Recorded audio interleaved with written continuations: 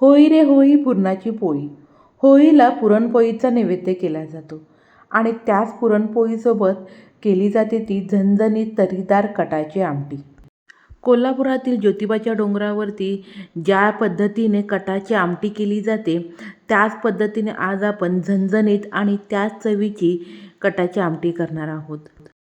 कटाची आमटी करण्यासाठी येळवणी कशा प्रकारे काढावी. 1 कप चणा डाळ स्वच्छ पाण्याने धुवून घेतल्यानंतर कुकरमध्ये 4 कप पाणी घालून हळद, थोडंसं तेल आणि स्वच्छ धुवून घेतलेली डाळ घालून मध्यम आचेवर त्या कुकरच्या 4 शिट्या काढून छान मऊसर अशी डाळ शिजल्यानंतर अशा प्रकारे पूर्णपणे चणा डाळ निथळून घेऊन जे खाली पाणी शिल्लक राहतं ना, तीच कटाच्या आमटीसाठी येळवणी तयार होते. आता कटाच्या आमटीसाठी येळवणी कशी काढावी ते मी तुम्हाला दाखवलेलं आहे. आता आपण आमटीसाठी एक छोटंसं वाटण तयार करणार आहोत. त्यासाठी मूठभर ओल्या खोबऱ्याचे काप, 7 ते 8 लसूण पाकळ्या, अर्धा इंच आलं, 2 हिरव्या मिरच्या, स्वच्छ धुवून घेतलेली कोथिंबीर घालून पाणी न घालता हे सर्व जिन्नस आपण ओबडधोबड वाटून घेऊयात. अजिबात वाटताना पाण्याचा वापर करू नका. ओल्या खोबऱ्याऐवजी सुक्या खोबऱ्याचा वापर केला तरीही चालेल, परंतु ओल्या खोबऱ्यामुळे आमटीला खूप छान टेस्ट येते. आता वाटण वाटत असताना मध्ये मध्ये ते फिरवून घ्यावं, त्यामुळे पाणी न घालता देखील छान बारीक असं वाटण वाटलं जातं. वाटण तयार झाल्यानंतर एका कढईमध्ये आपण 1.5 पळी तेल घालून घेऊयात. तेल छान गरम झाल्यानंतर पाव चमचा राई, पाव चमचा जिरे आणि 10 ते 12 कढीपत्त्याची पानं घालून घेऊयात. कढीपत्त्यामुळे आमटीला खूप छान टेस्ट येते, त्यामुळे आवर्जून कढीपत्ता कटाच्या आमटीमध्ये घातलाच पाहिजे. कढीपत्ता छान तडतडल्यानंतर तेलामध्ये आपण साधारणपणे 2 चिमट हिंग घालून घेऊयात. आता त्यामध्ये सुरुवातीला आपण जे वाटण तयार करून घेतलेलं होतं ना, ते घालून छान तेल सुटेपर्यंत परतून घेणार आहोत.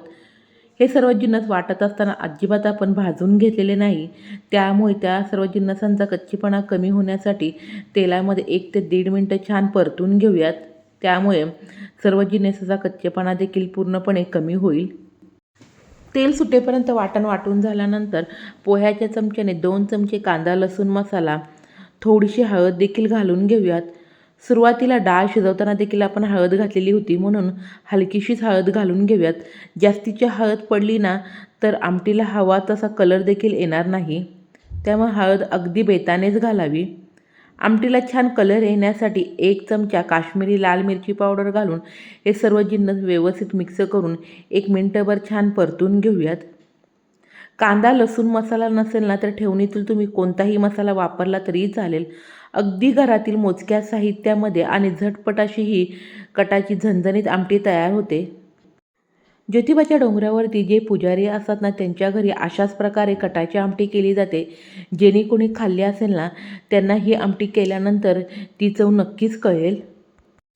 आणि कोणी ही आमटी कोल्हापूरच्या डोंगरावरती खाल्ली असेल ना, त्यांनी मला नक्की कमेंट बॉक्समध्ये सांगा. छान तेल सुटेपर्यंत वाटण परतून झाल्यानंतर आता आपण त्यामध्ये सुरुवातीला जी येळवणी काढून घेतलेली होती ना, ती घालून घेतलेली आहे. आता त्यामध्ये 2 खडे आपण गुळाचे देखील घालून घेऊयात. आमटी हलकीशी आंबटसर आवडत असेल ना तर थोडासा चिंचेचा कोळ घातला तरी चालेल. चवीप्रमाणे मीठ घालून आता मध्यम आचेवरती 10 ते 12 मिनिटे आमटीला छान आपण कढ काढून घेऊयात. आमच्या घरामध्ये कटाची आमटी आंबटसर कोणाला आवडत नसल्यामुळे मी चिंच पूर्णपणे स्किप केलेली आहे.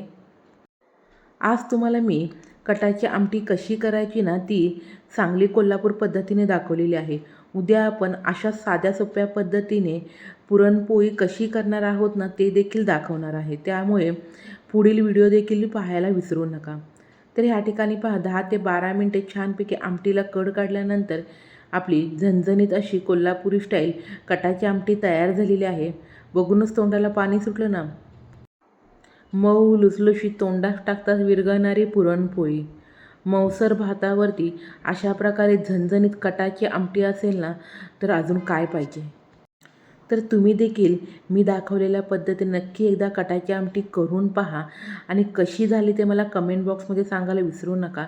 नेहमीप्रमाणे तुम्हाला माझी ही रेसिपी आवडली असेल तर नक्की लाईक करा, जास्तीत जास्त शेअर करा. अशाच नवनवीन रेसिपी पाहण्यासाठी चॅनलला सबस्क्राईब करा. बेलची घंटी वाजवायला अजिबात विसरू नका. नवशिके देखील सहजपणे गव्हाच्या पिठाच्या पुरणपोळ्या करू शकतील. इतक्या साध्या सोप्या पद्धतीने मी तुम्हाला पुरणपोळीची रेसिपी दाखवणार आहे, त्यामुळे ती देखील पाहायला अजिबात विसरू नका. चला भेटूया पुढील व्हिडिओत. धन्यवाद.